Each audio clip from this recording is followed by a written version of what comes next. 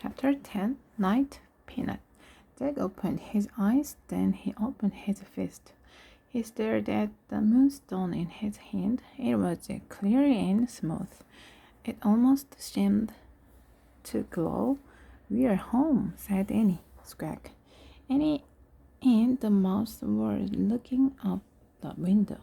Jack looked with them. The sun was setting in the distance. No time at all had passed in for quick. They heard their neighbor's dog, Henry, bark. They heard the crickets chirping in the distance. They could see their dad step out of their house. He stood on their porch. "Jack, Annie," he called.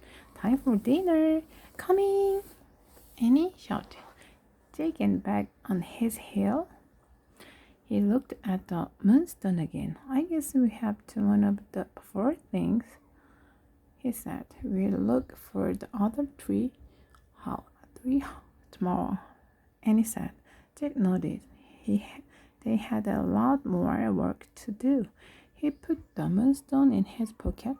He pulled on his pack. "Ready?" he said. "Wait," said Annie.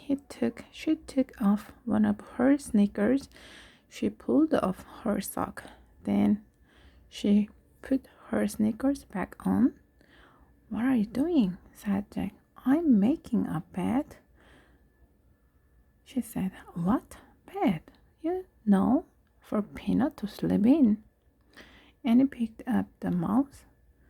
She tucked it inside her sock. "Night, Peanut," she said softly. "Squawk."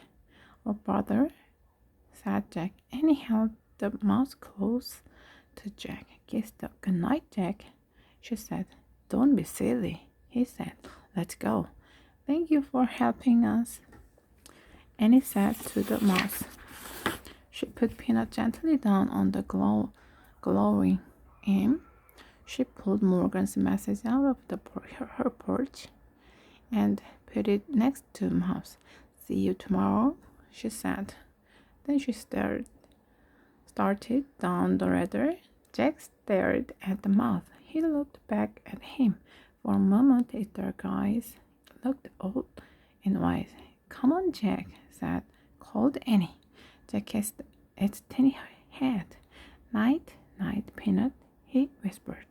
Then Jack headed down the rope ladder. It got darker and darker as he went down. By the time he stepped onto the ground, it was almost completely black.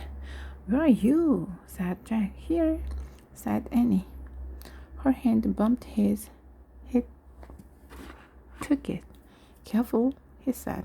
"Careful yourself," she said. Together they took off through the cold, dark woods. They moved silently and swiftly, 2 shadow warriors returning home.